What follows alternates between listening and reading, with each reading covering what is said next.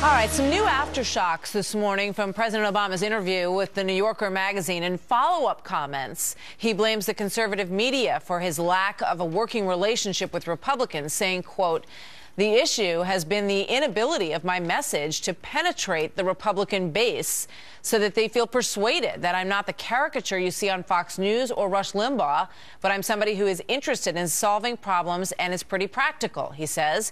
But Charles Krauthammer takes issue with this. He was speaking last night on the Kelly File and says that there's nothing sinister about disagreeing with the president. Here's Charles. If you think, as he does, self-righteously, that there's no way to oppose him and be honestly patriotic and sympathetic to the American people, then of course you have to attribute all these evil motives to the other side who are preventing the people from receiving the message. Joined now by Marianne Marsh, former advisor to John Kerry and a Democratic strategist, and Mary Catherine Ham, editor-at-large with HotAir.com and a Fox News contributor. Ladies, good morning. Great to have both of you with us this morning. Marianne, what do you think about that?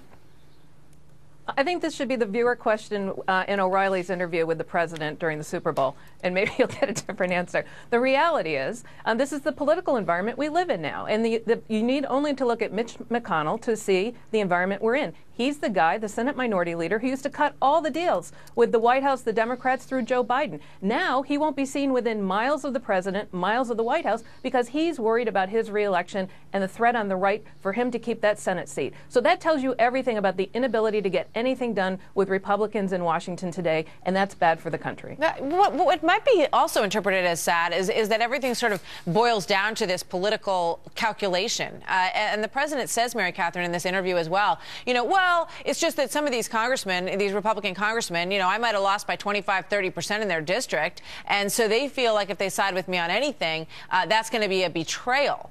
It gets sort of very calculated very, very quickly. There's not a lot of sort of, higher presidential level of looking at this whole thing. It might appear to some. Yeah, I mean, I think that's politics. This is sort of the game he signed up for. And so expressing surprise at it all the time is a little tired to me. This idea of blaming Rush and Fox News is so very 2009, and he just keeps doing it over and over and over again. This is a guy who had 60 votes in the Senate at one point, which I don't care who you are. You don't complain at that point. And yet he's acted as if he's never had a House of Congress within his control at all. And I think it's not a good look for the president. And it looks to me as if he has never learned how to pivot from that sort of position, just saying, well, look, they're not working with me. End of story. And look, he picked the wrong priorities when it came to both of his honeymoon periods. He did health care when people cared about the economy. He did gun control when people really were not so interested in that. And he has to pay a price for that, especially when later on those things have not been executed properly. I mean, I do wonder, Mary Catherine, or no, Marianne. Which Mary am I talking to? Marianne Marsh. I wonder if it doesn't go back to health care. And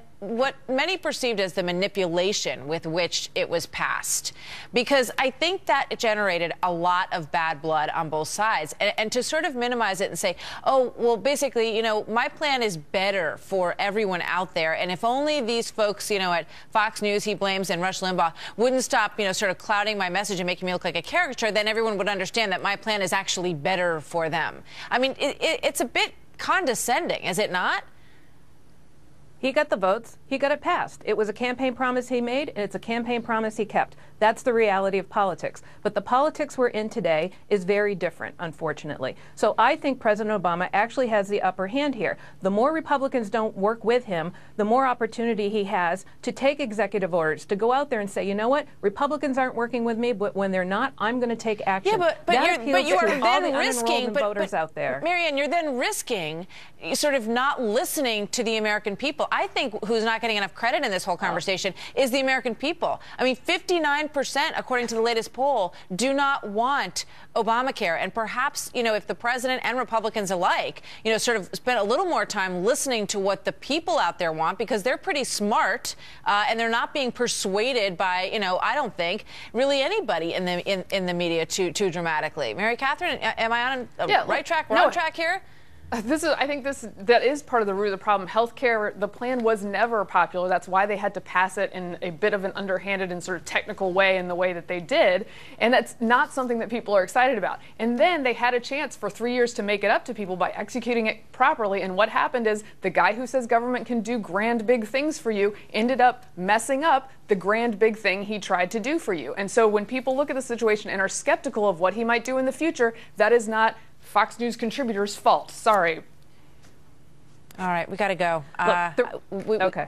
Go ahead. Make a quick thought, Marianne. Well, I mean, we're already in the election, right? It's the midterm election. It seems like it, yeah. So the president's going to act when is going to act, and both parties are going to try to get their bases up. When you look at the composition of a midterm election, lower turnout, but Republicans turn out more. Democrats are going to try to drive out their turnout better to get more seats in the 2014 elections. All right. Thank you, Mary Catherine. Thank you, Marianne. See you next time. Thank you, always.